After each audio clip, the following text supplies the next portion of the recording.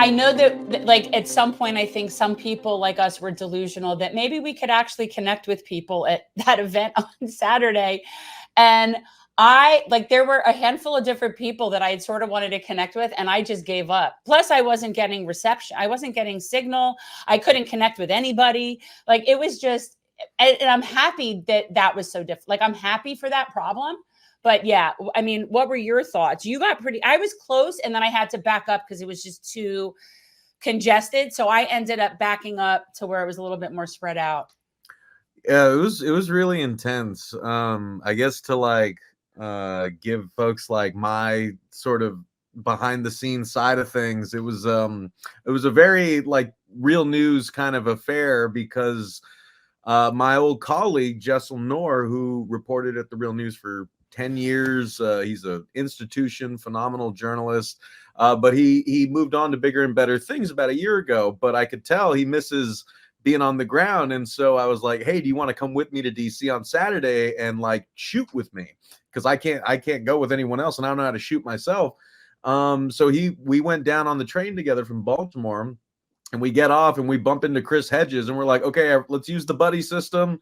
The Real News team is we're gonna walk our way to. Yeah, well, I was gonna try to connect with you. Like, we're walking over with Chris Hedges, and I'm like, cool, I'd like to meet him. And then that was just done. Well, it was funny too, because like I only recognized him because he had his like Harvard Divinity School hat on, but I noticed the grumpy, sour face underneath it, and I was like, hey, that's our boy Chris. so we were just walking to Freedom Plaza, and like we do in the studio, and whenever Chris is there and in between interviews, he just comes up and we start talking about literature and philosophy, or we talk shit and play chess. Like, I don't know if this is like a war correspondent thing that you develop just to sort of like have chatter between being shelled and like, like reporting on horrible stuff. Yeah. But it's really fun to talk to Chris about, just anything and everything. And so he and I were talking about John Locke and freedom on our way to this march. And then bam, there it is. Over 100,000 people just amassed in Freedom Plaza. And I mean, I had big expectations, but I don't know if I've been in the midst of a gathering that large before, now that I think about it. I mean, I've definitely been part of large gatherings, but that was really massive. And so the I guess where I'm getting to though is we were like, okay, everyone form a line, because we need to get to the press tent that's at the very front over by the stage. So we gotta snake our way. How did you do that? Okay, therein was the issue. Yeah, so like I still don't quite know, and I don't know how we didn't lose anybody, because it was me, Jessel behind me, and Chris behind him, and we were just snaking our way through this sea of people, and somehow didn't lose anybody, and we eventually made it to the press tent, where I met Walter, who I'd coordinated with before, so I could do some interviews with some of the speakers. And then Chris starts talking to Majia Benjamin, and we're like, okay, we'll see you back at the studio. And then we kind of went our separate ways. But I was like you, Jen, like I started doing some of the interviews, and if folks want to watch, because Lord knows that a lot of corporate media have either initially ignored, downplayed, or tried to misconstrue the tenor of the march itself. We shouldn't be surprised, but I think that if folks really want to just see what it was like on the ground and hear from people who attended, that's what we published at the Real News. The full report went up yesterday. It's 30 minutes where I was just kind of doing man on the street interviews with folks. Yeah. And it was really beautiful and powerful, and hearing what they had to say. But like you, Jen, I started doing some of those interviews right next to the stage with, I got to interview Yara Shafani from the Palestinian Youth Movement. It was great. Oh yeah. Those kids are amazing. They're really on it. And so I got some interviews there, but then I was like, I need to get out of here because I'm going to have a panic attack. Like, I'm just surrounded by all sides. And the funny thing is if you watch the interview that I did with Yara, Jessel had to point this out to me, but apparently Macklemore was just standing right next to us, like looking in on the interview. I had no idea. It was a wild scene. But it was, I think it was not one thing, in the sense that There were obviously, brilliant speakers on stage representing kind of different parts of the movement. Those speakers were picked for certain reasons, and like the message was very and needed to be very strong that what we are watching happening is a genocidal assault on Palestinians, an effort to completely eradicate Palestinians from the Gaza Strip after keeping them in a open-air concentration camp for 2 decades at this point. But as Chris Hedges himself said on Mark Steiner's show at the Real News Network in an interview we published this week, I mean, the end result is clear as day.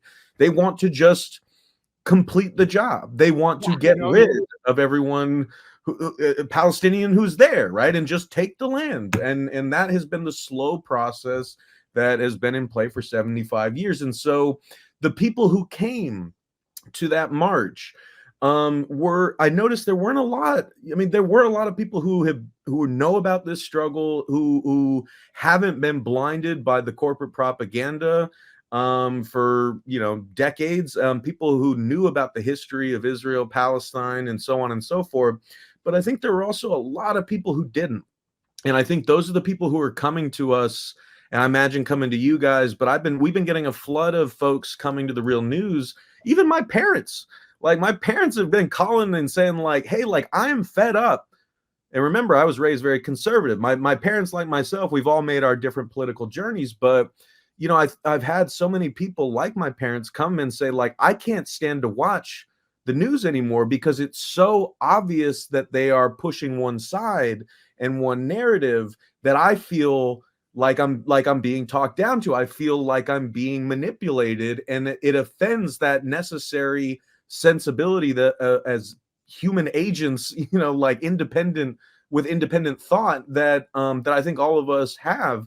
And it's just really wild to watch this from the outside now, because having grown up super conservative, having grown up first gen Mexican American, American dream believer, after 9/11, I was not the enlightened leftist scholar that you see before you today. And I'm saying that tongue in cheek. I mean, like, I bought into it hook, line, and sinker. I was in high school, for Christ's sake. I didn't know shit my ass from the hole in the ground, right? So I was just taking whatever the media was giving me. I was taking whatever sort of like assumed positions that I had grown up with about America, our place in the world, the Middle East, geopolitics. Like, I had such a rudimentary understanding, and I was so heartbroken by the chaos that I saw on 9/11, the loss of life, the devastation, that I too wanted vengeance. And I too bought into the fervor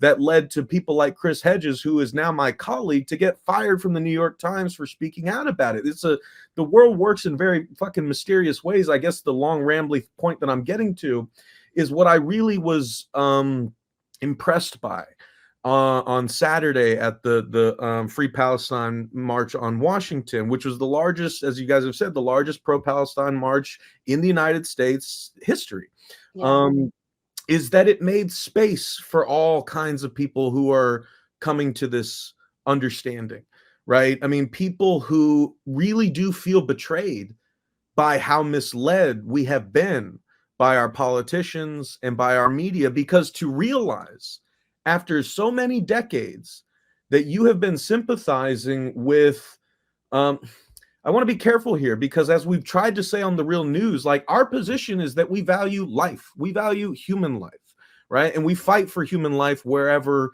it exists. And so, of course, we are going to feel, our hearts are going to bleed for the people who were killed in Israel on October 7th. But I also talked to Mark Steiner about this, because I was like, I'm here as an American trying to figure out how to feel about this when I don't want those people to die. I feel horrible about it. I can feel and understand why anyone in Israel feels the way that they do. At the same time, I can feel and understand why anyone in Palestine feels the way that they do when they've been put in this position, when their land has been stolen, their people have been killed, they've been dispossessed, they've been pushed out of their land, families have been broken apart. Like, it's just been an onslaught of horror for 75 years. And for so many people to have lived their lives without really understanding that, to now finally realize it in 2023, it's a real big shock to the system. And I think that we, as people who want to bring as many people as we can into this movement to fight for life, to fight against the extermination of life, the dispossession, and just the wholesale mistreatment of our fellow human beings in this manner, people who want to stop that, we have to make room and space for people who are making those journeys. We don't want to coddle anybody, because everyone has to take their own responsibility for the things they chose not to see, the things they chose not to look into more deeply. But again, most people are people living their lives who don't have time. And in the United States of America, in the heart of empire, we are afforded the luxury of not having to give that much of a shit about the rest of the world, only insofar as we are told that we and our military are out there spreading freedom and democracy to it, so on and so forth. But we mainly just live our lives. People are trying to get by. Not a lot of people spend a lot of time thinking about this stuff because they don't have to. We're not over there unless we have family that are connected to it, and so on and so forth. And so I was really moved to see, and we tried to cover in the Real News, that there are people who are just Palestinian Americans who were born in refugee camps, who now live here and have been fighting for this and never thought that the fight would end their whole lives. They're also, the one that broke my heart was I interviewed a ninth grader, a Palestinian American ninth grader, who wanted to go on camera. He kind of tugged on our shirts and was just like, "Are you guys with the news?" And we were like, "Yeah." So I talked to his dad. I asked him if it was okay. I told him how it was going to go.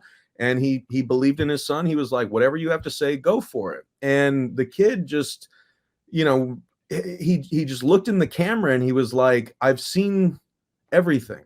I've seen all the videos. I can't unsee it now. There's no limit to what I can't see. So what else am I supposed to do? How am I supposed to grow up and just be a kid when I am watching literally kids who look exactly like me, who are my age, being ripped in half on the internet, having their heads blown off, buried under rubble?" That's the moral crisis that we are all in right now. This really gets to the heart of who we are as human beings and who we want to be as a human race for however much longer we have on this fucking planet that we are helping to destroy. Right. Well, that's questionable. Right. How much longer we have is very questionable. Well, and that's why I say it comes down to this, because for as difficult as the situation on the ground is, as hard nosed as Netanyahu and Israel clearly are, as bewilderingly unforgivably complicit as the United States and Joe Biden are in this slaughter, the longer this goes on, the less likely any kind of real non-genocidal solution is going to happen, right? And so again, faced with that kind of crisis of humanity, we have a question to ask ourselves, right? Is whatever future we as humans are going to have be worth living in if we have proven to ourselves that we are capable of standing by while this happens, while we do this to one another? What world are we even leaving to our children when this is the status quo, when this is acceptable, when this is the thing that, instead of everyone in Congress saying stop this madness, they're censoring Rashida Tlaib.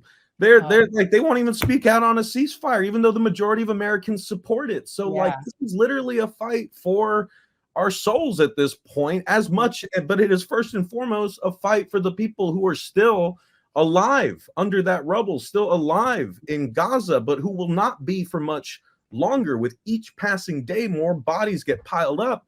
And now Israel's saying that, and Biden said it, that we all heard the quote, no ceasefire, no chance whatsoever. Instead, we're getting these 4-hour humanitarian pauses, when all that is it's just opening up the bathtub drain. It is just saying, we're going to bomb the shit out of you, and then we're going to open up the drain so more of you can get out, and get out now. Otherwise, you're either going to die or you're going to be running in the next humanitarian pause, because we are not trying to save hostages. We are not trying to find a peaceful solution. We are trying to mow the lawn and get rid of everyone and turn Gaza into a moonscape. And that's what they're doing. Thanks for watching. If you want to support our mission to transform politics into service, please like this video, subscribe, follow us on social media, and consider joining our Patreon, where you'll get early access to our interviews as well as other exclusive content. Links are in the description. Peace out.